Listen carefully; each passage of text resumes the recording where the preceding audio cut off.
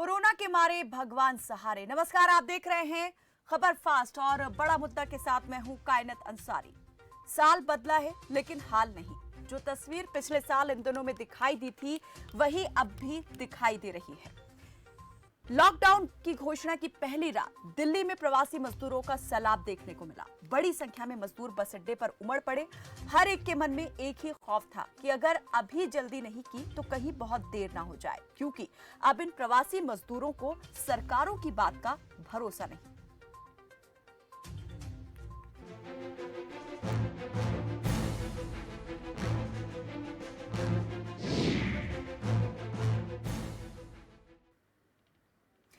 देश की सरकारें धीरे धीरे लॉकडाउन की तरफ कदम बढ़ा रही हैं। दिल्ली, मध्य प्रदेश, महाराष्ट्र, राजस्थान और छत्तीसगढ़ के बाद अब झारखंड सरकार ने भी लॉकडाउन लगाने का ऐलान कर दिया है। कहीं 1 हफ्ता तो कहीं 15 दिन के लिए राज्य में बंदी लागू की जा रही है, लेकिन आंशिक रूप से लगाई जा रही इस बंदी ने खौफजदा कर दिया है उस वर्ग को जिसने 1 साल पहले बेरोजगारी का सदमा और भूखे पेट पलायन का दर्द झेला था। कोरोना के मारे भगवान सहारे कुछ ऐसे ही हालात इस वक्त बने हुए हैं। मुख्यमंत्री अरविंद केजरीवाल के 1 हफ्ते के लॉकडाउन की घोषणा के बाद प्रवासी मजदूरों की बेचैनी बढ़ गई और इसका असर रेलवे स्टेशन के अलावा बस स्टैंड पर साफ तौर पर देखने को मिला। हालांकि मुख्यमंत्री ने हाथ जोड़कर अपील की थी कि लॉकडाउन छोटा है, आप दिल्ली छोड़कर ना जाएं, लेकिन मुख्यमंत्री अरविंद केजरीवाल की अपील बेअसर साबित हो रही है, क्योंकि सवाल यहां विश्वास का है और लगता है कि हमारे सियासतदान वो खो बैठे हैं। प्रवासी मजदूरों को डर है कि लॉकडाउन का समय पहले की तरह इस बार भी बढ़ सकता है। उन्हें भरोसा नहीं कि 1 सप्ताह बाद भी दिल्ली में सब कुछ सामान्य हो जाएगा। सबको लॉकडाउन के लंबा चलने का डर सता रहा है, क्योंकि कुछ सरकारों की हीला हवाली और कुछ पुराने कड़वे अनुभव प्रवासी मजदूरों के इस डर को और अविश्वास को और बढ़ा रहे हैं। तो प्रवासी मजदूरों का पलायन शुरू हो चुका है, लेकिन सरकारों की तरफ से अपील लगातार की जा रही है। मुख्यमंत्री अरविंद केजरीवाल ने अपील की थी प्रवासी मजदूरों से। उसके बाद उपराज्यपाल अनिल बैजल ने भी प्रवासी मजदूरों से अपील की कि दिल्ली छोड़कर ना जाएं, पलायन ना करें। वक्त जरूर कठिन है, लेकिन सहयोग की जरूरत है और थोड़ा संयम बरतने की जरूरत है। इसके बाद हरियाणा सरकार की तरफ से भी मुख्यमंत्री मनोहर लाल ने भी अपील की प्रवासी मजदूरों से कि इन हालात में वो थोड़ा संयम रखें और धैर्य से काम लें, पलायन ना करें, क्योंकि जल्द ही हालात पर काबू पा लिया जाएगा। लेकिन अगर प्रवासी मजदूरों की माने तो बकौल प्रवासी मजदूर उन्हें अब सरकारों की बात पर भरोसा नहीं रहा है। उन्हें डर है कि हालात बहुत तेजी के साथ बिगड़ रहे हैं और इतनी जल्दी वो काबू में आने वाले नहीं है, लिहाजा लॉकडाउन की अवधि को बढ़ाया जा सकता है। लॉकडाउन की अवधि बढ़ सकती है और यही डर उन्हें लगातार सता रहा है और पलायन इसी को देखते हुए शुरू कर दिया है प्रवासी मजदूरों ने। तो इस पलायन पर सरकार का क्या कोई प्लान है? कैसे रोकेंगे इस पलायन को? क्योंकि अगर मजदूर एक जगह से दूसरी जगह जाते हैं तो सिर्फ यहाँ मजदूरों का ही पलायन नहीं हो रहा है, बल्कि वो खतरा भी बढ़ रहा है। जो संक्रमण के तौर पर हम देख रहे हैं, संक्रमण तेजी के साथ एक जगह से दूसरी जगह फैलेगा और हालात और भी ज्यादा खराब हो सकते हैं। लेकिन प्रवासी मजदूरों का यही कहना है कि इलाज मिलने की उन्हें अभी भी जो है कोई आस दिखाई नहीं दे रही है। अगर तबीयत बिगड़ती है, काम तो वैसे ही बंद हो चुका है, इलाज भी मिले ना मिले, इसलिए वो अपने अपनों के पास जाना चाहते हैं। इस पर ज्यादा बातचीत के लिए और जानकारी के लिए हमारे सहयोगी सूरज दुहान हमारे साथ जुड़े हुए हैं। उनसे जानेंगे कि आखिर ग्राउंड रिपोर्ट क्या है। गुरुग्राम से हमारे सहयोगी सूरज दुहान जुड़े हैं। सूरज, आपसे जानना चाहेंगे, जरा बताएं क्या तस्वीरें आप देख पा रहे हैं? क्या आपने देखा कि यहाँ भी पलायन करने के लिए मजदूर निकले हुए हैं? देखिए कायनात, बिल्कुल है। मैं उस जगह पर खड़ा हुआ हूँ जहाँ पलायन करने वाले यहाँ पर जो मजदूर हैं वो बसों में यहाँ पर बैठे हुए हैं। यानी सुबह से ही जो पलायन करने वाले मजदूर हैं वो यहाँ से निकलने शुरू हो गए हैं, क्योंकि 2020 में जब लॉकडाउन लगा था कायनात, वही स्थिति अब वही मंजर देखने को मिल रहा है। मैं बस दिखाना चाहूंगा, आप देख सकते हैं कायनात, जिस तरह देखा जाए जितने भी बस है जहाँ भी आप देखेंगे वहाँ भी तो बस खड़ी है, वो पलायन करने वाले लोग हैं दूर दूर तक। वो वहाँ पर आप जिस व्यक्ति से बात कर रहे हैं उसने आपकी कॉल को होल्ड पर रखा है, कृपया। लगता है तकनीकी दिक्कत हो गई है। हमारा संपर्क अभी हमारे सहयोगी सूरज दुहान से टूट गया है, लेकिन ये तस्वीरें आप देख सकते हैं किस तरह से बसों में भरना शुरू है, अभी भी जारी है लगातार मजदूरों का, और वो अपने घर जल्द से जल्द लौट जाना चाहते हैं। उन्हें इस बात का भरोसा नहीं कि हालात इतनी जल्द काबू में आ जाएंगे, क्योंकि लॉकडाउन जो लगा दिया गया है दिल्ली में 1 हफ्ते का, उससे रोजगार ठप पड़ गया है, काम धंधा एक बार फिर से बंद हो गया है, काम नहीं है तो रुकने का भी कोई बहाना नहीं है और घर बहुत दूर है, मीलों दूर जाना है और नहीं चाहते हैं एक बार फिर से ये सफर पैदल चलकर तय करना पड़े, इसीलिए पलायन शुरू कर दिया है। तो गुरुग्राम से हमारे सहयोगी सूरज दुहन हमें इस पर ज्यादा जानकारी देंगे, लेकिन अभी रुक करते हैं जयपुर का। उर्वशी शर्मा हमारे साथ जुड़ी हुई है, हमारी सहयोगी। उर्वशी, आपसे जानना चाहेंगे, जरा बताएं क्या हाल है। राजस्थान सरकार ने भी क्योंकि लॉकडाउन जो है वो लगा दिया है, हालांकि इसे जनता अनुशासन का नाम कुछ इसी तरीके का दिया गया है।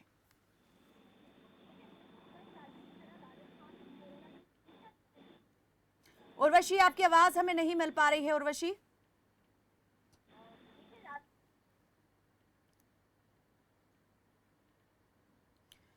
तो मजदूरों का पलायन हर स्टेट से जो है वो देखा जा रहा है। बड़ी संख्या में मजदूर बस स्टैंड, रेलवे स्टेशन पहुंच रहे हैं और अपने घरों की तरफ रुख कर रहे हैं। गुरुग्राम से हमारे सहयोगी सूरज दुहन हमारे साथ जुड़ गए हैं। सूरज, मेरी आवाज मिल पा रही है आपको?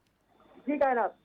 सूरज, आपसे मैं यही जानना चाह रही हूँ, जरा आपने हमें तस्वीरें भी दिखाई हैं, जरा ये भी जानने की कोशिश कीजिए वहां जो लोग मौजूद हैं कि कहाँ जा रहे हैं, क्यों जा रहे हैं, क्या डर है, क्या सरकार की बात पर भरोसा नहीं? मुख्यमंत्री अपील कर चुके हैं कि थोड़ा वक्त है, यूं ही कट जाएगा, लेकिन घर वापस ना लौटे, उसके बावजूद घर क्यों लौट रहे हैं? देखिए कायनात, बिल्कुल मेरे पीछे जितने भी मजदूर खड़े हैं प्लान करने में लगे हुए, यानी अपने घरों की तरफ जाते नजर आ रहे हैं। उनसे बात भी करेंगे कायनात कि भाई साहब, आप कहाँ जा रहे हैं, क्यों जा रहे हैं? घर जा रहे हैं जी, कोरोना के डर से। क्यों? ये बंगाल में तो कोरोना होगा नहीं, यहाँ है क्योंकि बंगाल में वोटिंग है, रैलियां निकल रही है, गुड़गांव में कोई वोटिंग नहीं है। लेकिन अभी लॉकडाउन नहीं लगा है जी। दिल्ली में लग गया, उन्हें क्या कहना, 5 मिनट की खबर क्या नहीं, हाँ जी लग गया, मार दो हथौड़ा लगते ही आप कोरोना। यानी अपने सरकार पर विश्वास नहीं, आपने ये नहीं पता कि जो स्थिति है वो गंभीर बनी हुई, जहाँ पर है वहीं पे रहना चाहिए। सर अगर यहाँ रहेंगे तो भाड़ा बिजली बिल, अब काम धंधा होगा 3,000 रुपये वैसे जाएंगे, कमरे गिराएंगे, तो बिजली मिल जाएगा 4,000 रुपये, 9,000 रुपये सैलरी है, 9,000 रुपये में से अगर 15 दिन भी काम लगा, 9,000 रुपये में से 4,000 रुपये तो किराए के बढ़ गए, अब बचे कितने हमारे पास? देखिए कहना तो बिल्कुल जो मजदूरों कहना यही है कि हमारे पास ना तो यहाँ पर खाने के लिए पैसे हैं और जिस तरह से ना गुजारा करने के लिए, और हमारे पास हम जो लॉकडाउन लग गया तो हम कैसे किराया दे पाएंगे, और यहाँ पे सब कुछ काम धंधा ठप हो गया है। तो कहीं ना कहीं कायनात ये डर उनको सता रहा है कि दोबारा फिर लॉकडाउन लगेगा। यानी सूरज, और भी हम देख रहे हैं आपके आसपास कई लोग मौजूद हैं, जरा सबसे मैं चाहूंगी थोड़ी जल्दी आप उनसे ये बात करके जाने कि क्या सभी के मन में यही खौफ है कि लॉकडाउन अगर ये लंबा चला तो हालात और ज्यादा खराब होंगे और वो पैदल अपने घर का सफर इस बार तय नहीं करना चाहते?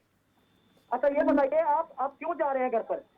इसलिए रहे हैं क्योंकि सरकार तो हर संभव मदद करने के लिए तैयार कह रही है कि हम हर संभव मदद करेंगे आपकी, लेकिन अभी तक यहाँ जो प्रवासी मजदूर हैं उनसे कोई एनजीओ, कोई कर्मचारी या कोई भी अभी तक ये कहने नहीं आया है कि हाँ भाई आप मत जाओ। मैं आपको भरोसा दिलाता हूँ, बताओ फिर पिछले जैसे ही स्थिति हो जाए उससे बेहतर है कि हमको सुविधा मिल रही है, हम अपने घर जाएं। अभी तक कोई नेता, कोई एनजीओ हमारे को कोई मदद के लिए कहने नहीं आया, हम इसीलिए पलायन कर रहे हैं। कल को हमारे बच्चे भूखे ना मरें, इससे अच्छा है हम अपने घर चले जाएं। देखिए बिल्कुल कहना ये कह रहे हैं कि हम अपने घर पे चले जाएं, क्योंकि अभी तक कोई भी नेता इनको समझाने के नहीं आया। बेटा कहाँ जाएंगे आप? यूपी क्यों जाएंगे? लॉकडाउन लगेगा। अच्छा आप बताइए। लॉकडाउन की वजह से सारी जनता जा रही है, पहले फंस गए थे,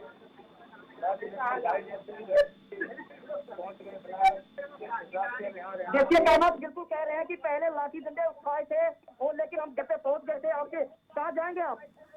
अरे मैं नहीं जा रहा कहीं। आप कहाँ जाएंगे? क्यों जाएंगे? लॉकडाउन लग रहा है, कुछ मदद मिल नहीं रही है। किसने कहा लॉकडाउन लगेगा? ये सब लोग कह रहे हैं, सरकार कह रही है लॉकडाउन लगेगा, सारा बंद हो गया। देखिए इनको जो भ्रमित है करने वाले ज्यादा लोग हैं, इसलिए इनको मिले हैं। ये कह रहे हैं कि यहाँ पर लॉकडाउन लगेगा, लेकिन ये जो प्लान कर रहे हैं मजदूर को डर सता रहा है कायनात कि कहीं ना कहीं जो यूटर्न लिया है बिल्कुल, उसके भले डर से ही और चीजों को दोबारा लेकर अनिश्चितता बनी हुई हो, लेकिन जो सच्चाई इस वक्त तस्वीरों में दिखाई दे रही है वो पलायन की है, जो कि इस वक्त लगातार जारी है। बहुत शुक्रिया सूरज हमारे साथ जुड़ने का, और इस तमाम जानकारी के लिए। पलायन जो है वो तेजी के साथ मजदूर कर रहे हैं, हर एक के मन में यही डर है, खौफ है या यूं कहें कि एक तरीके का भ्रम भी बन गया है कि ये लॉकडाउन जो है और लंबा खिंचने वाला है और एक एक करके सब कुछ एक बार फिर से पूरी तरह से बंद होने वाला है। जयपुर से हमारी सहयोगी उर्वशी शर्मा जुड़ी हुई है। उर्वशी, मेरी आवाज मिल पा रही है आपको? जी उर्वशी, जरा बताएं वहां क्या हाल है, क्योंकि सरकार ने वहां भी जो है लॉकडाउन लागू कर दिया है। हालांकि जो कंस्ट्रक्शन कार्य है और कृषि कार्य है उसको छूट जरूर दी गई है वहां पर। तो क्या मजदूर यहां पर पलायन कर रहे हैं या फिर सरकार की इस छूट से वो मुतमईन है? जी देखिए कायनात, जैसे कि राजस्थान भी देश के बाकी राज्यों की तरह कोरोना की भीषण लहर में इस वक्त आ चुका है। अगर बात करते हैं मजदूरों की, तो मजदूर जो है वो इस वक्त भयभीत है। हालांकि जो लॉकडाउन राजस्थान में लगाया गया है वो संपूर्ण लॉकडाउन नहीं है, वो मिनी लॉकडाउन है, जिसे कि अनुशासन पखवाड़ा का नाम दिया गया है। श्रमिकों का कहना है कि हम इस बार फिर से भूखमरी और बेरोजगारी से नहीं मरना चाहते हैं। अगर जयपुर की बात करें, राजस्थान की बात करें, तो यहाँ पे बस स्टेशनों पर, सभी रेलवे स्टेशनों पर जो है श्रमिकों की भारी भीड़ जो है वो जुट हो गई है। उनका कहना यह है कि अगर ये लॉकडाउन 15 दिन से 2 या 3 महीने की तरह बढ़ जाता है पिछली बार की तरह, तो हम क्या खाएंगे, हम अपने बच्चों को क्या खिलाएंगे। लेकिन राजस्थान की बात करें तो अभी भी यहाँ पर सभी कारखाने खुले हैं और सरकार का ये आश्वासन है कि जो भी मनरेगा के श्रमिक हैं उन सभी को बराबर रोजगार मिले। लेकिन फिर भी मजदूरों में एक तरह से भ्रम की स्थिति बन गई है, क्योंकि पिछली बार जो है उन्होंने काफी बेरोजगारी और भूखमरी का सामना किया है। तो प्रशासन जो है वो किस तरीके से सरकार की गाइडलाइंस को लेकर आगे बढ़ रहा है? आपने कहा कि मजदूर जो है काम तो कर रहे हैं लेकिन डर भी उनमें लगातार बना हुआ है। स्टेशन पे, बस स्टैंड पर आपने कहा कि मजदूरों की भीड़ दिखाई दे रही है। क्या आपकी किसी से बातचीत हुई? कहाँ जा रहे हैं, क्यों जाना चाहते हैं?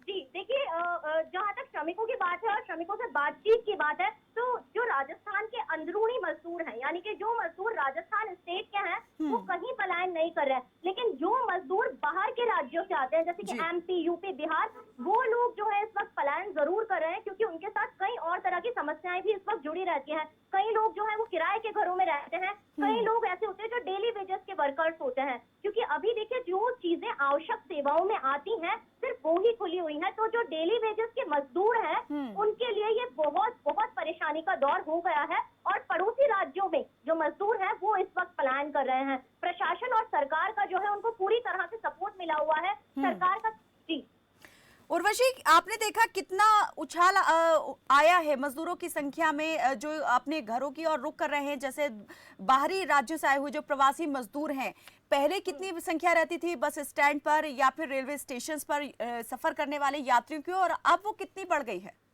देखिए कायनात, बिल्कुल सही बात है ये कि अभी जो उछाल आया है, क्योंकि अगर अपन बस स्टेशनों की और रेलवे स्टेशनों की बात करें, हम अगर बस स्टेशनों की, तो वहां पर श्रमिकों की भारी भीड़ जमा है। आज भी जब हम बस स्टेशन पर गए तो वहां पर श्रमिकों की जो भीड़ है वो जमा हुई थी।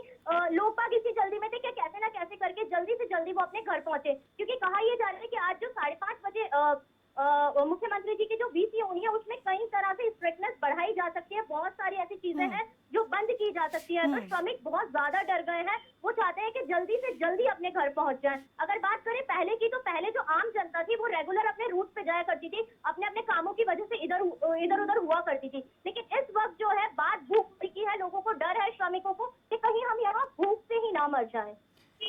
बिल्कुल। उर्वशी, क्या कोई इंतजाम भी किया गया है सरकार की तरफ से कि हालात और ज्यादा खराब ना हो, ये जो सिचुएशन इस वक्त बनी हुई है इसे जल्द से जल्द कंट्रोल कर लिया जाए? इसको लेके कोई प्रभावी कदम उठाया गया है प्रशासन की ओर से और सरकार की ओर से? जी देखिए, इस वक्त तो यहाँ पर एक मिनी लॉकडाउन ही लगाया गया है, अनुशासन पखवाड़ा ही इस वक्त लगाया गया है। देखिए, जिस जगह अभी हम खड़े हैं वो राजधानी जयपुर का एक प्रमुख इलाका है, इसे MI रोड 5 बत्ती कहते हैं। आप देख सकते हैं किस तरह से यहाँ पर जो मिलिट्री है, पुलिस वाले हैं, तैनात हैं। वो लोग आने जाने वाले लोगों से पूछ रहे हैं कि आप लोग कहाँ जा रहे हैं। मास्क का प्रॉपर ध्यान दिया जा रहा है कि हर कोई जो है वो मास्क लगा के जा रहा है। देखा जा रहा है, ये चीज इंश्योर की जा रही है कि सड़क पर जो है केवल और केवल जो लोग काम से निकले हुए हैं वो ही बाहर आए। तो प्रशासन और सरकार इस वक्त जो है बहुत ज्यादा सक्रिय है कि किसी न किसी तरह से कोरोना को कंट्रोल कर लिया जाए। और वैसे इस तमाम जानकारी के लिए तो सरकार की तरफ से अनुशासन पखवाड़े के तौर पर जो है बंदी की गई है। हालांकि कुछ राहत जरूर यहां पर मनरेगा मजदूरों को और जो उद्योग हैं उनमें काम करने वाले मजदूरों को दे दी गई है। उद्योग जगत के लिए भी बड़ी राहत की खबर है कि जो कल कारखाने हैं उन्हें इस बंदी से छूट दी गई है। लेकिन डर जो है वो प्रवासी मजदूरों में लगातार बना हुआ है। जो स्थानीय मजदूर हैं वो तो अपने घरों को छोड़कर कहीं नहीं जा रहे हैं, उनके लिए हालात उतने ज्यादा मुश्किल नहीं है। लेकिन जो प्रवासी मजदूर हैं उन्होंने अपने घरों का रुख करना जरूर शुरू कर दिया है, क्योंकि वो समझ रहे हैं कि कहीं हालात पिछले साल की तरह से ही बदतर ना हो जाएं। इसलिए बेहतर है कि अपने घर पर ही अपनों के पास चला जाए। विनोद बंसल हमारे सहयोगी भटिंडा से हमारे साथ जुड़े हुए हैं। विनोद से जानेंगे कि आखिर पंजाब में क्या हाल है, क्या भटिंडा में भी कुछ इसी तरह की सूरत हाल है? विनोद। कनात, अगर मैं पंजाब की बात करूं तो पंजाब में भी दूसरी लहर में कोरोना का कहर बरतना शुरू हो गया है। कोरोना पहले के मुकाबले ज्यादा केसेज आ रहे हैं। अगर मैं पूरी कनात आपको बताना चाहूं तो अभी तक पंजाब में 3,04,660 केस पॉजिटिव आए हैं। उनमें से 2,61,354 केस ठीक भी हुए हैं। लेकिन एक टाइम ऐसा था पूरे पंजाब में 7 से 8 हजार केस ही थे जो एक्टिव थे। लेकिन अगर दूसरी लहर के बीच आज देखूं तो आज इस टाइम 35,311 लोग एक्टिव है, तो 28,000 केस कहीं और नए आ गए हैं। अभी तक 8,000 तो इसमें मौत भी हो चुकी है। लेकिन इसको बढ़ते हुए पंजाब सरकार बहुत एहतियात से कदम ले रही है, बहुत एहतियात से कदम रख रही है। उन्होंने लॉकडाउन का कोई ऐलान नहीं किया। नाइट कर्फ्यू जो पहले 10 बजे था अभी वो 8 बजे शुरू कर दिया है। कुछ चीजें के लिए कुछ चीजें उन्होंने बंद कर दिया। कनात अगर मैं बात करूं तो अभी जो है रेस्टोरेंटों को पूरी तरह से बंद कर दिया है। सिर्फ टेक अवे ऑर्डर पे घर पे ही डिलीवरी आएगी। और इसी तरह सिनेमा हॉल बंद कर दिए गए हैं। और जितने भी सोशल एक्टिविटी थी, शादी थी या दुख का समागम था या ऐसे ही कुछ कोई भोग समागम था, कोई भी किसी तरह का है, कोई पॉलिटिकल रैली है, सभी पे पूर्ण तौर से पाबंदी लगा दी है।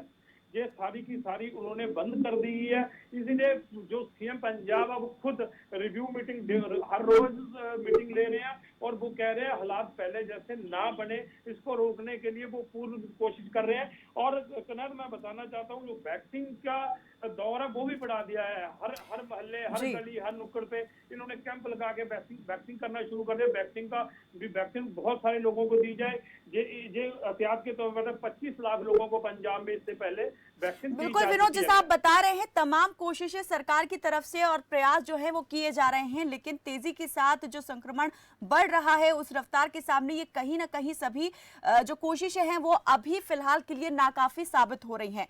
मैं आपसे ये जानना चाह रही हूँ, जिस तरह से दूसरे स्टेट्स ने चाहे 7 दिन का लॉकडाउन हो या फिर 15 दिन का लॉकडाउन, इस तरह से फैसले लेने शुरू किए हैं, क्या इन फैसलों के बाद पंजाब में भी किसी तरह की आप हलचल या बेचैनी देख रहे हैं लोगों के मन में, और खास तौर पे उन प्रवासी मजदूरों के मन में जो अपने घरों को छोड़कर पंजाब आए हुए थे और अब वो भी सोच में पड़ गए हैं?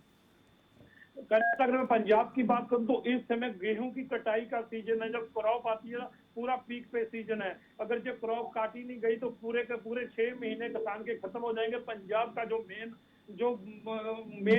अर्थव्यवस्था है वो इसी पे है। इसीलिए पूर्ण तौर पे उनको आश्वासन दिया गया है, हर चीज की सहायता दी जा रही है। अभी तक पलायन का कोई प्रोग्राम नहीं है, ना ही कोई लॉकडाउन का प्रोग्राम सीएम साहब ने दिया है।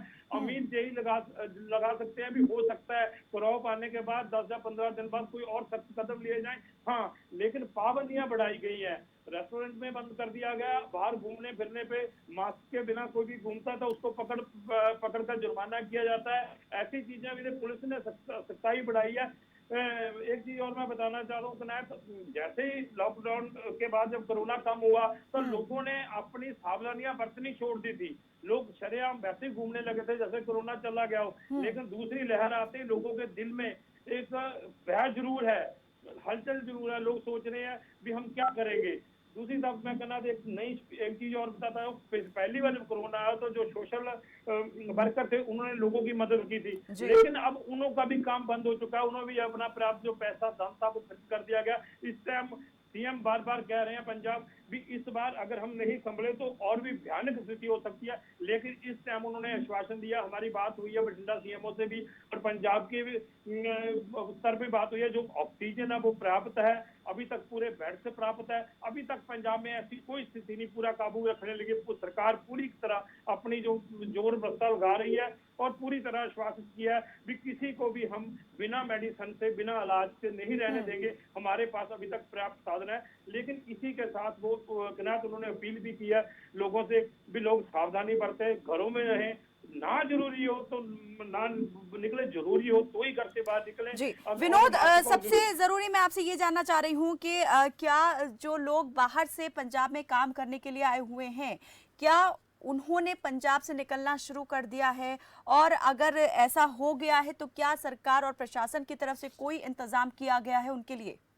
अगर मैं आपको आज की स्थिति बताऊं, अभी तक जो है पहले ही जो मजदूर चले गए थे वापस नहीं आए। मजदूरों की कमी पहले से ही है, पहले ही हाफ शिफ्ट पे काम चला था, लेकिन इस बार जो लॉकडाउन पड़ा अभी तक वो मजदूर वेट कर रहे हैं। पंजाब में ऐसी कोई स्थिति नहीं है, पंजाब में बाहरी मजदूर जो आया था वो वापस जाने के चक्कर में अभी नहीं है। लेकिन जैसे अगर 1-2 दिन में ऐसे हालात और बिगड़ते हैं, जैसे हमारी जो पड़ोसी राज्य है उनसे खबरें आ रही है पलायन करना शुरू, उसको देखते हुए हो सकता भी पंजाब से भी वो पलायन करना शुरू करे। लेकिन अभी तक जो स्थिति है वो पंजाब सरकार के काबू में है इस लेवल पे। बहुत बहुत शुक्रिया विनोद इस तमाम जानकारी के लिए। और सत्येंद्र कुमार वाराणसी से हमारे साथ जुड़े हुए हैं, क्योंकि वाराणसी इस वक्त जो है वो भी बुरी तरह से जूझ रही है कोरोना से बने हुए हालात की वजह से।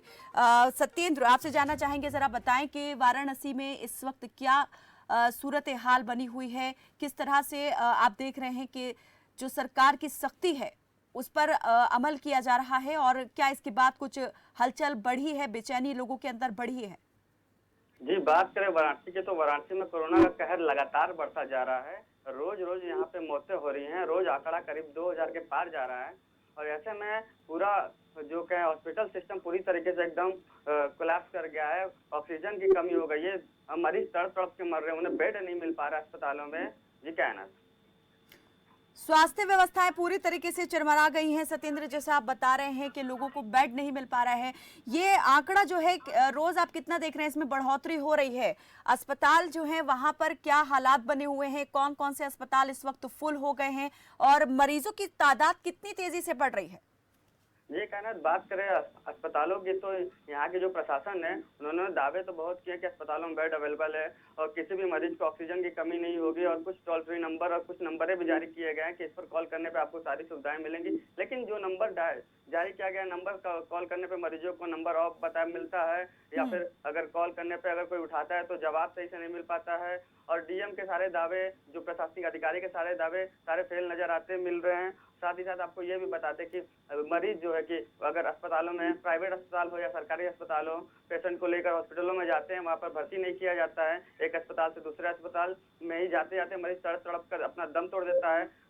बात करें शमशान घाटों की तो शमशान घाटों पर भी मौतों का आप देख सकते हैं कि लाशें जलती रहती हैं। और ये भी बताते आपको कहना जी कि जो कि विपक्ष की जो पार्टियां हैं वो भी इन पे जो आधिकारिक आंकड़े जो आ रहे हैं मौतों के, उस पर भी सवाल खड़े कर रहे हैं। जी सत्येंद्र, जब से लॉकडाउन का ऐलान दिल्ली सरकार की ओर से हुआ है, तब से हर तरफ से इस तरह की खबरें जो हैं लगते हुए पड़ोसी राज्यों से ये सामने आनी शुरू हो चुकी हैं। तो इस खबर के बाद में आप देख रहे हैं कि मजदूर जो है, प्रवासी मजदूर, उनका क्या रद्द-ए-अमल रहा है, वो किस तरह से रिएक्ट कर रहे हैं, क्या अपने घरों की ओर निकल रहे हैं, या दूसरे राज्यों से अभी तक कितने मजदूर यूपी पहुंच चुके हैं अपने घरों पर? जी, बात करें अगर लॉकडाउन की तो जब से दिल्ली में लॉकडाउन लगा है, मरीजों जो भी प्रवासी उनके मजदूरों में उनके अंदर भय है। उनको लग रहा है कि जैसे पिछले साल स्थिति हुई थी लॉकडाउन में, वैसी स्थिति फिर ना हो जाए और वो फंस ना जाए, इसलिए मजदूर अपने अपने गाँव, अपने अपने शहरों की ओर निकल पड़े हैं। हालांकि अभी बनारस में ऐसी कोई स्थिति नहीं दिख रही है। तो बनारस में अभी आप देख रहे हैं कि मजदूर पलायन करते हुए दिखाई नहीं दे रहे हैं, लेकिन क्या वहां मजदूर पहुंच रहे हैं? दूसरे राज्यों से पलायन शुरू क्योंकि हो चुका है, दिल्ली से बड़ी संख्या में मजदूरों ने पलायन किया है। जी, बात करें तो वाराणसी में भी मजदूर जो कि अब दिल्ली में रहने वाले या मुंबई में रहने वाले मजदूर धीरे धीरे बनारस पहुंच रहे हैं। हालांकि यहाँ पर रोडवेज हो या स्टेशन हो, वहाँ पर थोड़ा जो RT-PCR टेस्ट है वो सब किया जा रहा है। साथ ही साथ मजदूर वैसे उतनी भारी मात्रा में जैसा हाल पिछले साल था वैसा नहीं दिख रहा, फिर भी मजदूर का पलायन धीरे धीरे शुरू हो गया है। अपने अपने शहरों की ओर मजदूर आना शुरू कर दिए हैं। जी कायनात। चलिए, बहुत बहुत शुक्रिया सत्येंद्र इस तमाम जानकारी के लिए। तो हर एक जगह से, हर एक राज्य से मजदूरों का पलायन जो है वो देखने को मिल रहा है और सबसे बड़ी संख्या जो है जहां से पलायन हो रहा है वो दिल्ली है। पहले महाराष्ट्र से इसी तरह की कुछ तस्वीरें सामने आई थी कि महाराष्ट्र में जब सख्ती सरकार ने बढ़ाई तो उसके बाद वहां से पलायन मजदूरों का शुरू हुआ और अब दिल्ली में जब लॉकडाउन की घोषणा हुई, 1 हफ्ते के लॉकडाउन की, उसके बाद मजदूरों ने पहली ही रात को अपने घरों की ओर रुख करना शुरू कर दिया है।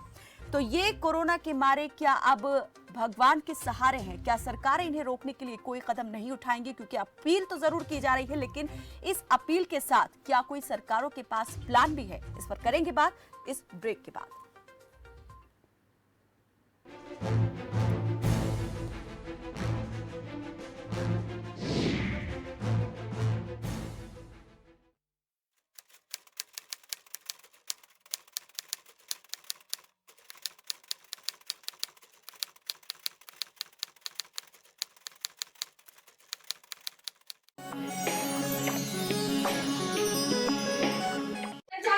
नमस्तुभ्यम नमाम्यहम् सहोदर। हे आर्य राष्ट्र के रहने वाले मेरे हम उम्र भाई, आप सभी को मेरा नमस्कार है। स्वागत है आप सभी का अपने पसंदीदा प्रोग्राम नाड़ी वैद्य काय क्लब के अंदर। आज आपको डॉक्टर बहकाते हैं, सारा जिंदगी दवा खानी पड़ेगी, कहीं दवाओं के नाम पर और कहीं वंशानुगत रोगों के नाम पर।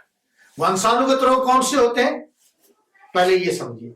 जन्मजात किसी भी रोग को ठीक नहीं किया जा सकता और जन्म के पश्चात होने वाले प्रत्येक रोग को ठीक किया जा सकता है, चाहे वो वंशानुगत हो, चाहे वो दवाइयों की कमी से हो या डॉक्टरों की कमी के कारण कोई बीमारी पैदा हो गई है, उस प्रत्येक रोग को ठीक किया जा सकता है। सर्वाइकल, माइग्रेन, बीपी, एसिडिटी, कब्ज, नमूनिया, दमा, किसी भी प्रकार का चर्म रोग और भले ही आप HIV और एड्स से ग्रसित क्यों न हो, प्रत्येक रोग को आयुर्वेद में सही तरीके से सदा के लिए ठीक किया जा सकता है, क्योंकि आयुर्वेद रोग के कारण को दूर करता है और शरीर में रोग से लड़ने की ताकत को पैदा करता है, यानी इम्यून सिस्टम को मजबूत बनाता है। जब आपके शरीर में रोग से लड़ने की ताकत पैदा हो जाती है तो कोई भी रोग ठीक होने के लिए असाध्य नहीं कहा जा सकता। प्रत्येक रोग को ठीक किया जा सकता है। अधिक जानकारी के लिए इन नंबरों पर संपर्क कीजिए या हमारी वेबसाइट nvkbhat.com पर जाइए। समय जो तेजी से बदल रहा है, इस तेजी से बदलते समय के साथ बदलती है दुनिया तेजी से। देश हो या विदेश, मनोरंजन हो या खेल, 25 मिनट में देश विदेश की हर खबर पहुंचेगी आप तक। न्यूज शॉर्ट सिर्फ खबर फास्ट पर।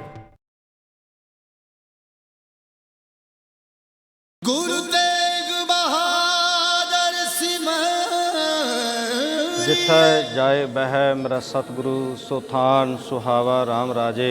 जिस जगह ते ये स्थान सुशोभित है गुरुद्वारा श्री दोखनवाਰਨ साहब, इत्थे बड़ा छोटा जिहा पिंड सी लहल पिंड। तो गुरु साहब जी ने जो अपना आसन इत्थे आके लाया तो इस नगर के रहने वाले भाग राम जो आके गुरु साहब जी नूं बेनती की कि गुरु पातशाह कृपा करो, इस नगर की आबादी बहुत थोड़ी है, तो सतगुरु पातशाह जी ने वचन किया कि इत्थों की आबादी बहुत होवेगी, उगा शहर होवेगा और इत्थे जिहड़ा है बहुत सोहना सुंदर स्थान होवेगा। गुरु साहब पातशाह जी ने वचन किया कि इस सरोवर दे विच शरधा सहित इशनान करेगा, उहदे सारे रोग दूर होणगे, मन इच्छित फल की प्राप्ति होवेगी।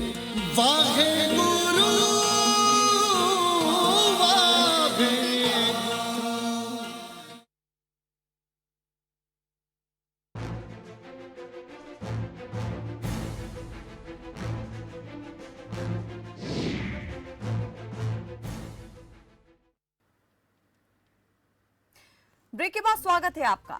दिल्ली में लॉकडाउन लगने के बाद उत्तर प्रदेश और बिहार जाने वाले लोगों की भीड़ लगातार बढ़ती जा रही है और वो किसी तरह अपने घर जाना चाहते हैं। पलायन रोकने का सरकार के पास क्या कोई प्लान है? इस पर बात करेंगे। हमारे साथ इस पर बात करने के लिए कई मेहमान जो हैं वो जुड़े हुए हैं। बीजेपी के प्रवक्ता सत्यव्रत शास्त्री हमारे साथ जुड़े हैं, कांग्रेस के प्रवक्ता अजय सिंगला हमारे साथ जुड़े हैं, वरिष्ठ पत्रकार शंभू भद्रा और व्यापार मंडल के भिवानी से व्यापार मंडल के प्रधान भानु प्रताप हमारे साथ जुड़े हुए हैं। बहुत बहुत स्वागत है आप सभी का हमारे साथ इस बातचीत में जुड़ने के लिए। सबसे पहले मैं सवाल सत्यव्रत शास्त्री जी से करना चाहूंगी। सत्यव्रत जी, साल तो बदल गया है लेकिन हाल नहीं बदला है और जो बची कुची चीज थी विश्वास, वो भी सरकारों ने खो दी है। देखिए, इस कहावत का कम से कम हरियाणा पर उतना असर नहीं है। प्राकृतिक आपदा है वो तो है, लेकिन अवसर और आश्वासन ये दोनों सरकार की ओर से पूरी तरह से दिए जा रहे हैं। अभी 5 बजे माननीय मुख्यमंत्री जी ने सब स्थितियों को स्पष्ट करते हुए कहा कि जो स्थिति है उसका हम डट कर मुकाबला कर रहे हैं, संसाधन हमारे पास है। हरियाणा में कम से कम ऐसी स्थिति नहीं है कि किसी चीज की कमी है। और जो भय है और जो पैनिक पैदा किया जा रहा है उसको भी सरकार अपने आंकड़ों से अपने लोगों के द्वारा उसको ठीक करने का प्रयास है। सत्यव्रत जी, ये पैनिक कौन पैदा कर रहा है? आप कह रहे हैं कि पैनिक पैदा किया जा रहा है, ये अंदर का वो डर है, पिछला अनुभव है प्रवासी मजदूरों का। हम सबको पैनिक पैदा न करके उसको सुझाव और स्थिति नियंत्रण में कैसे ऐसे, क्योंकि ये पॉलिटिकल मुद्दा नहीं है। सत्यव्रत जी, पैनिक पैदा करना किसी का मकसद नहीं है, सिर्फ ध्यान उस स्थिति की तरफ दिलाना है जो बन सकती है। इस स्थिति से निपटने के लिए क्या प्लान सरकारों के पास है? क्या इस बार तैयारी पूरी है कि इस तरह से जो दिक्कतें पिछले साल आई थी प्रवासी मजदूरों को, वो इस बार नहीं आए, वो पलायन ना करें? हरियाणा में भी आज मुख्यमंत्री ने अपील की प्रवासी मजदूर जो है पलायन ना करें। कहीं ना कहीं वो भी तो महसूस कर रहे होंगे ना कि पलायन अब कर सकते हैं प्रवासी मजदूर, इसीलिए तो अपील की। लेकिन क्या सिर्फ अपील काफी है? तैयारी कितनी है?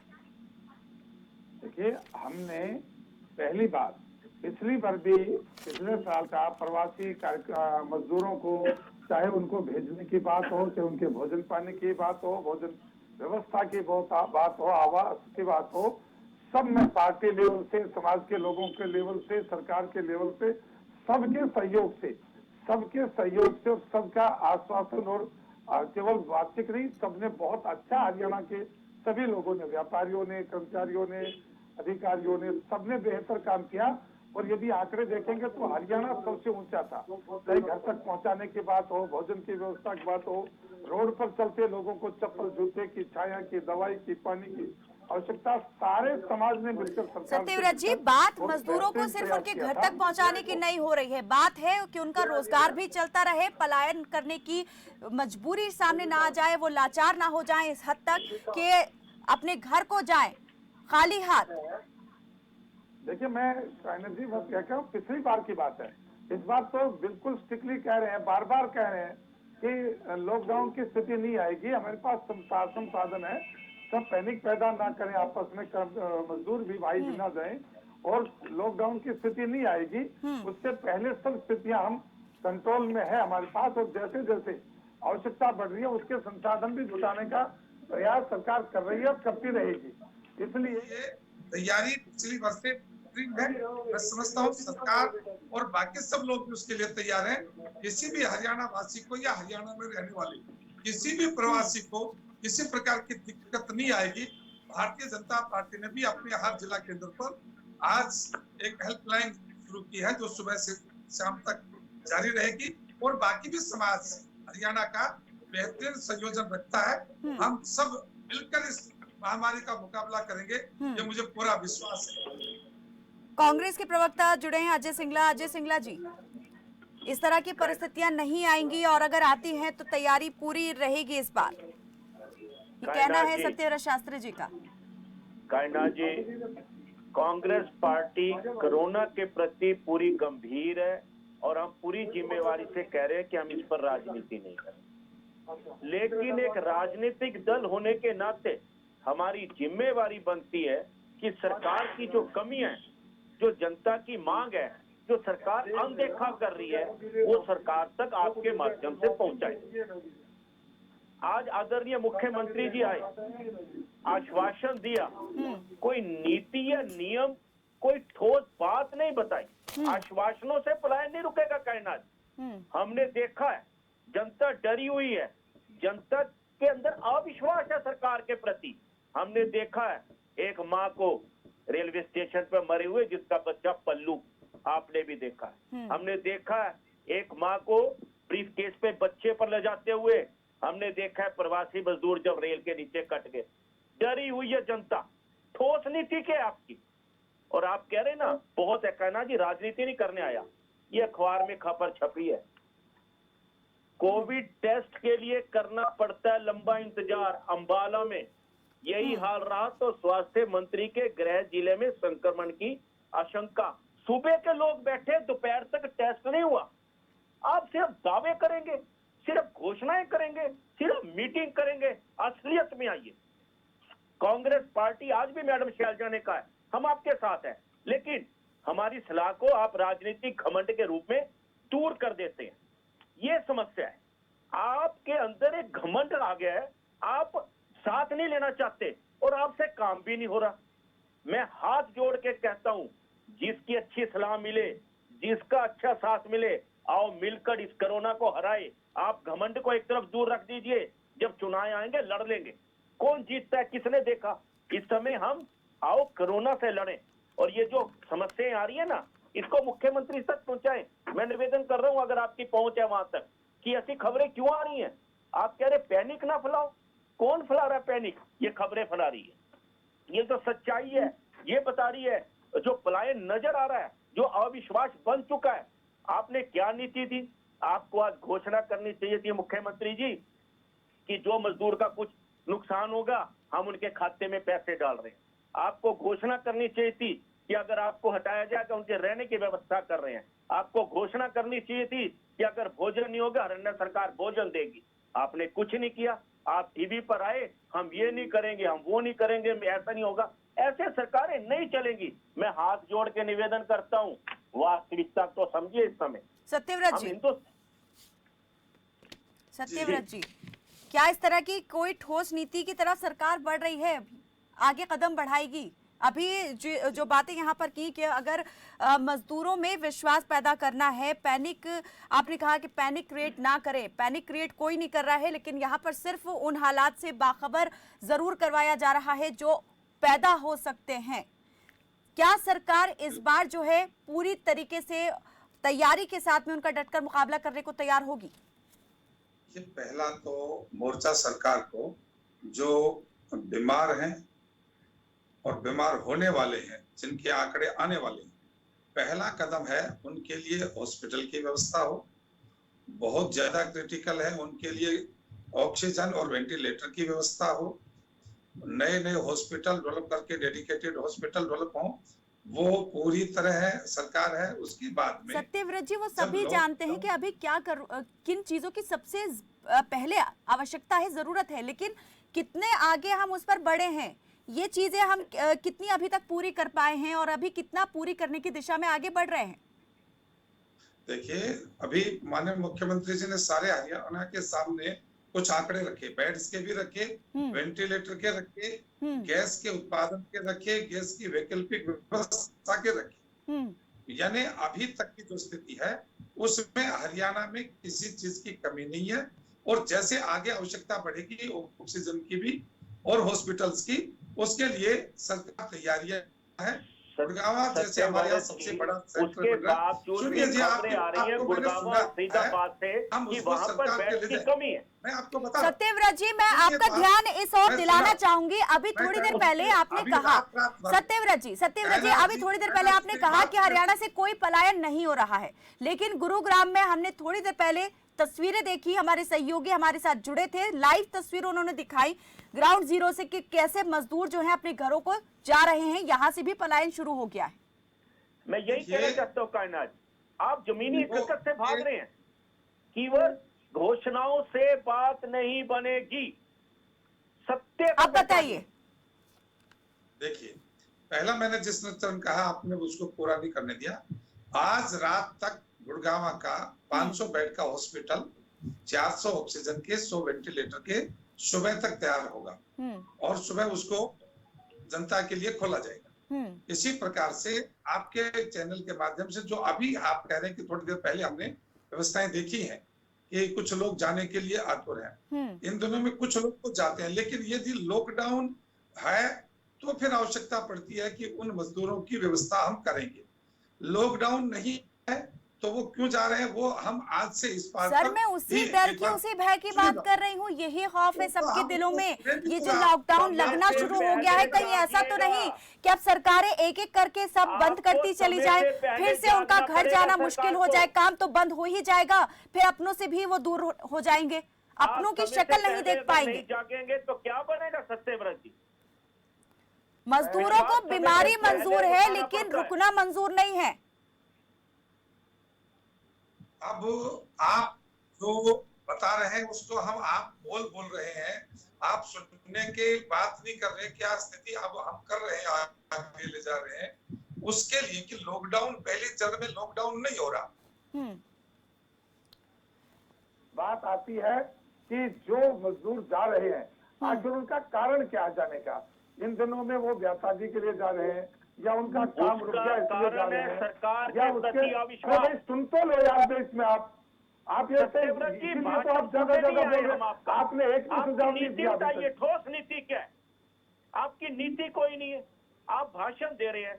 आप बताइए मजदूरों के लिए भोजन होगा, आप बताइए उनके खातों में पैसे जाएंगे, आप बताइए उनके रहने की व्यवस्था होगी, आप बताइए अस्पतालों में बेड मिलेंगे, ऑक्सीजन मिलेगी, दवाई मिलेगी, उनको विश्वास दिलाइए। वो विश्वास आप दिला नहीं रहे। एक साल पहले भी यही था, एक साल पहले भी लाइनें थी, अस्पताल में भी, शमशान में भी, पलायन में भी। क्या इनको भाषण देने के लिए बैठा रखा है क्या आपने कहना जी? कुछ नहीं बदला। सत्यव्रत जी कुछ सुझाव हैं, अगर आपको भाषण जैसे लग रहे हैं तो आप भाषण समझ लीजिए। हम उस सुझाव को मान रहे हैं, उस बात को सुनने तो उस पर बात कीजिए ना, मैं वही चाह रही हूँ कि आप उन सुझाव पर बात कीजिए। तो सुझाव में हम बात तो करें तो सुनने तो देंगे आप एक तरफ कह रहे हैं कि हमारा सहयोग नहीं चाहिए, आप एक तरफ उसका सुझाव नहीं करें। आप पार्टी है, राजनीतिक नहीं, पहले तो आप यही मानने से इनकार कर रहे हैं कि इस तरह की कोई स्थिति भी बनी हुई है, इस तरह की परिस्थिति आ चुकी है। चलिए हमारे साथ भानु प्रताप जुड़े हुए हैं, व्यापार मंडल के, भिवानी के व्यापार मंडल के प्रधान।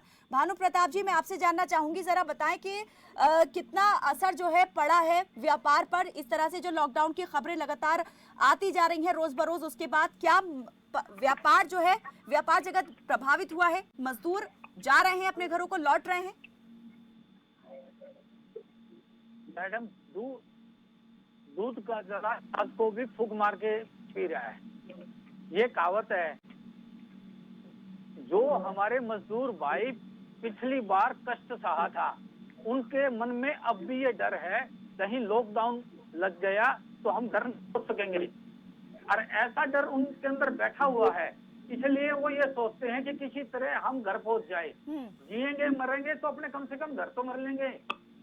सरकार उन उद्योगपतियों से बात करे जिनके मजदूर भाई काम कर रहे हैं, उनको ये विश्वास है कि खर्चा हम देंगे, इनका इलाज का हम करवाएंगे, आप इनकी व्यवस्था के लिए तैयार करें।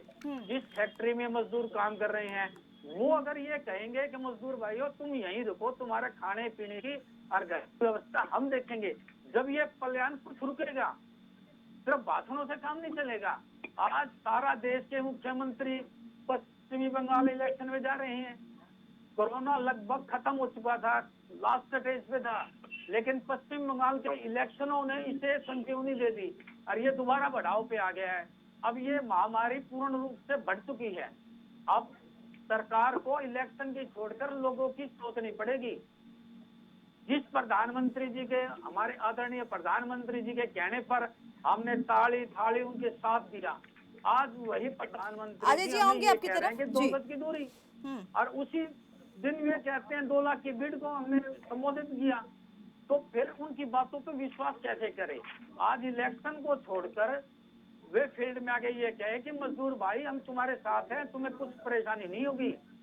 करना तो चाहिए था पिछली बार भी, जो पैदल जा रहे हैं उनको व्हीकल देते, तो उनको बस लगा के छुड़वाते, कुछ ऐसा करते ताकि डर खत्म होता।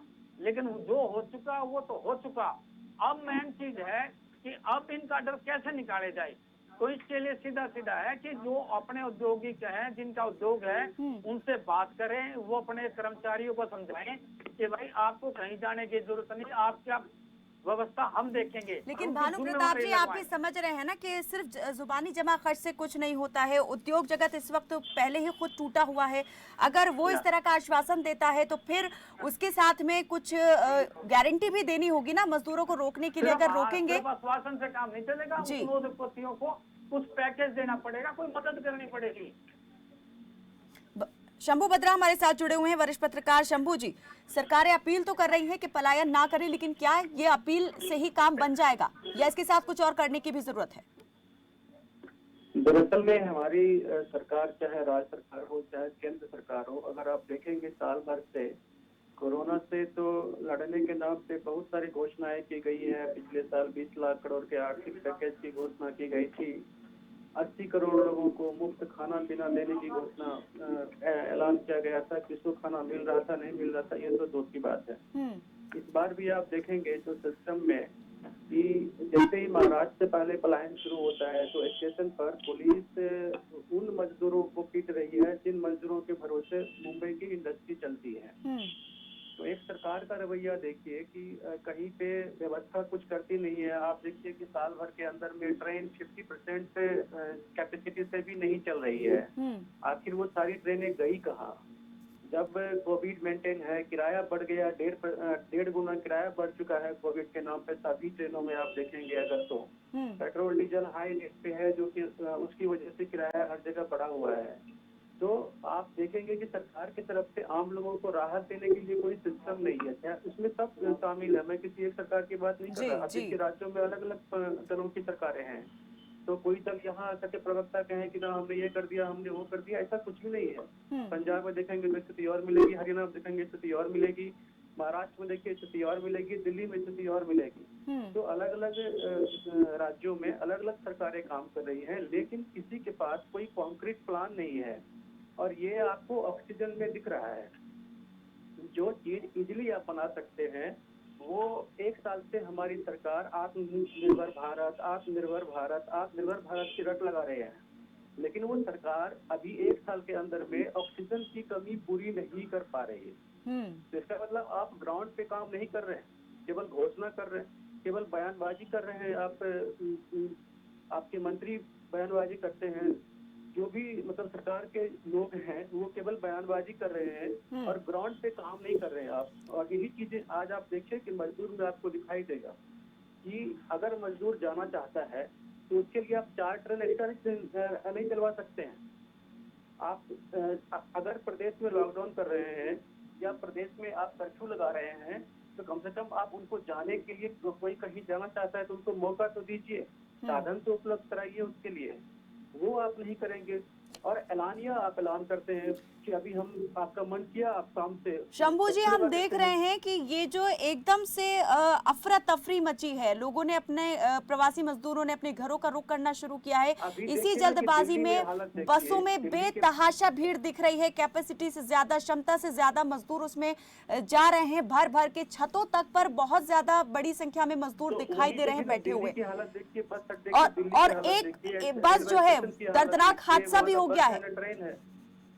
एक ही दिन में रिजल्ट भी दिख गया है, नतीजा बहुत दर्दनाक सामने आया है। 3 मजदूरों की मौत हो गई है। ये बस जो है दिल्ली से एमपी के लिए निकली थी, लेकिन रास्ते में बस पलटी और 3 मजदूरों ने अपनी जान गंवा दी। होल्ड कर रहे हैं जो हम सिस्टम में, जो लोग भी पदों को होल्ड कर रहे हैं, चाहे वो सरकार के किसी भी पद पे बैठे हुए हों, अगर वो सिस्टम को ठीक करने के लिए जिनके पास जिम्मेदारी है वो सिस्टम को ठीक करने के लिए तैयार नहीं है या वो सिस्टम ठीक नहीं कर रहे हैं, तो उन्हें कटघरे में लाया जाना चाहिए। उनकी मैं ये जानना चाह रही हूँ शंभू जी, कैसे रुक सकता है ये पलायन? सरकार अपील तो कर रही है, भावनात्मक रूप से भी अपील हो रही है, बहुत भावुक अपील भी हो रही है, लेकिन क्या सिर्फ भावनाएं ही काफी हैं? क्योंकि पेट की आग सिर्फ भावनाओं से नहीं बुझती है। रुकने वाली नहीं है, पलायन रुकने वाला नहीं है, क्योंकि इस कोरोना का एक तरफ आप इतना खौफ पैदा कर दिए हैं सिस्टम में। आप देखिए कि इस वक्त कोरोना का एक तो केस बढ़ रहा है, लोगों की मौतें बढ़ रही हैं, तो आदमी सब डरे हुए हैं। ऊपर से सरकार की तरफ से कोरोना के कंट्रोल को लेकर के कोई पॉजिटिव साइन नहीं आता है, हर तरफ निराशा है। आप देखेंगे कि हम समाज में 1 साल से निराशा में डूबे हुए हैं, कहीं कोई भविष्य नहीं दिखाई दे रहा है। आर्थिक मोर्चे पर भी हम लगातार पीछे जा रहे हैं। हम लोगों के पास रोजगार नहीं है, लोगों के पास काफी दिक्कतें हैं। जिनको सैलरी मिल रही है उनको भी कट करके सैलरी मिल रही है। तो इस तरह से हर तरफ निराशा है, ऊपर से कोरोना है और हमारे सिस्टम का जो फेल्योर है वो हम आजादी के बाद से लगातार देख रहे हैं कि हमारा सिस्टम फेल्योर से आगे उभरने का नाम ही नहीं ले रहा है, सबक भी नहीं सीख रहा है। आप ऑक्सीजन को अगर कोई सबक हम नहीं सीखे हैं अजय सिंगला जी। गोरखपुर में कांड हुआ था, तो उसके बाद से कम देश में आप ऑक्सीजन की सप्लाई तो दुरुस्त करो, उसका प्रोडक्शन तो ठीक करो, और अगर आप अच्छा करते हो तो आप निर्यात कर सकते हो, आप मतलब कि रेवेन्यू भी डेवलप कर सकते हो। अजय सिंगला जी जल्दी से। तो आप नहीं करेंगे, भाषण देंगे आकर के, प्रवक्ता हमारे हैं आकर के, पिछले वर्ष से नहीं पता होता है। डिबेट में सिर्फ एक बात कह रहा हूँ, जो आज भी कह रहा हूँ कि हमारी सरकारें हिट एंड ट्रायल मेथड से चल रही। हिट एंड ट्रायल मेथड से कोरोना का उपचार नहीं होगा। विश्वास क्यों टूटा सत्यव्रत जी? जब हमारे शंभू जी आती हूँ। आदरणीय प्रधानमंत्री जी केवल एक बंगाल को जीतने के लिए पूरा दम लगा देते हैं और कोरोना को हराने के लिए उनके पास समय नहीं है।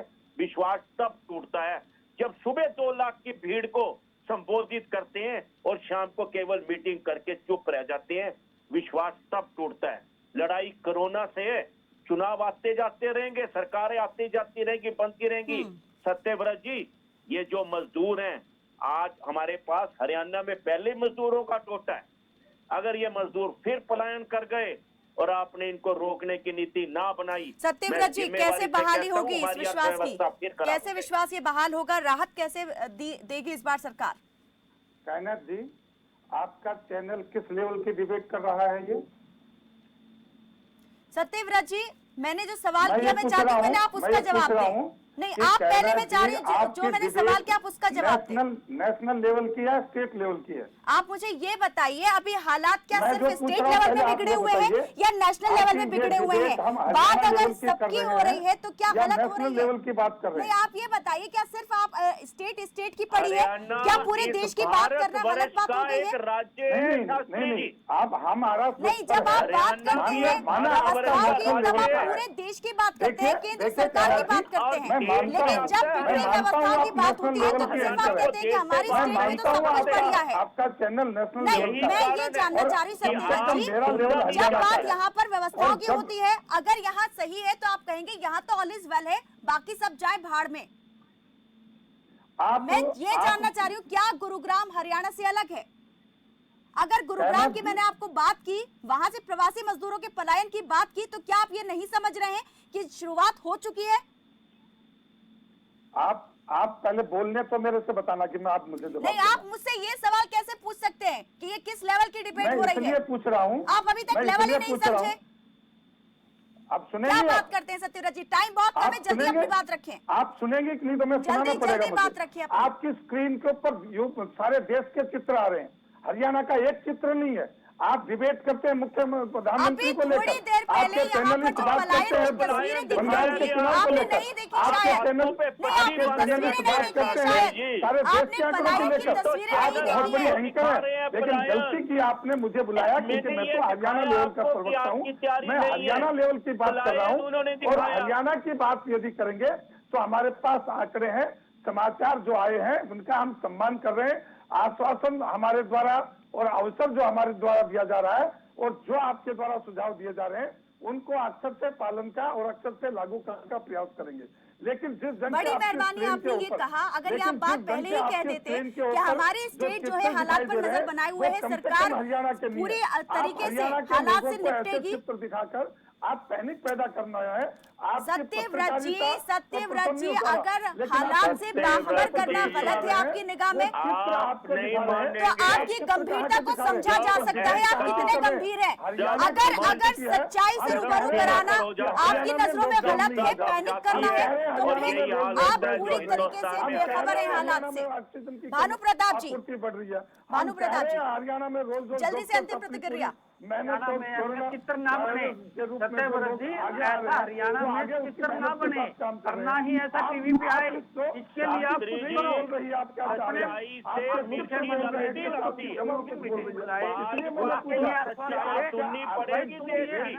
अपने बच्चे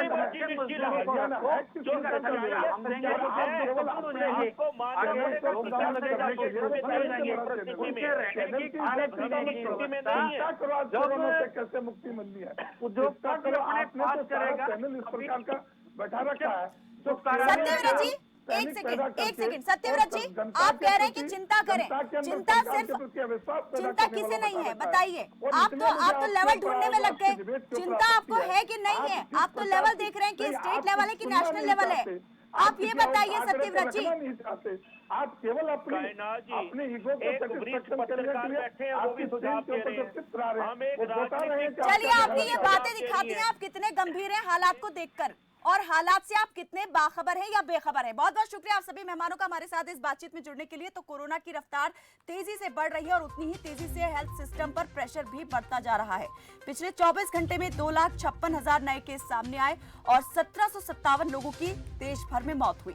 मतलब साफ है कि इन हालात में सरकारें सख्ती और पाबंदी बढ़ाकर ही हालात को कंट्रोल करने का प्रयास कर रही हैं, लेकिन इसमें कितना वक्त लगेगा ये कहना अभी जल्दबाजी होगी। लॉकडाउन की सीमा बढ़ेगी, यही डर प्रवासी मजदूरों को पलायन के लिए मजबूर कर रहा है और इस समय इस पलायन को रोकने के लिए सरकारों के पास क्या कोई प्लान है, ये बात देखने वाली होगी। फिलहाल के लिए मेरे साथ बस इतना ही। आप देखते रहें खबर फास्ट। नमस्कार।